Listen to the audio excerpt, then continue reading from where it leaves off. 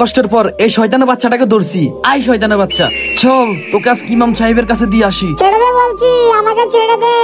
তুই যতই চিৎকার করস আজকে আমি তোকে ছাড়বো না, চল। আবার বলতেছি ছেড়ে দে আমাকে। তাড়াতাড়ি চল শয়তানের বাচ্চা। আমাকে ছেড়ে দে, না হয় তোর গোষ্ঠী সর্বনাশ করে দেবো আমি। ছেড়ে দে বলছি, ছেড়ে দে। আই বলছি আই, তাড়াতাড়ি আয় শয়তানের বাচ্চা। এই নেন হুজুর, শয়তানের বাচ্চাকে নিয়ে আসছি। তুমি কই পাইছো শয়তানের বাচ্চাকে? হুজুর, আমি এই শয়তানের বাচ্চাকে ওই বাগানের মধ্যে পেয়েছি।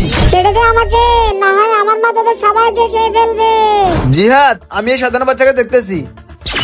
আমি এই শয়তানের বাচ্চাকে এই বোতল বন্দি করতেছি। আউযু বিল্লাহি মিনাশ শাইতানির রাজিম, বিসমিল্লাহির রহমানির রহিম।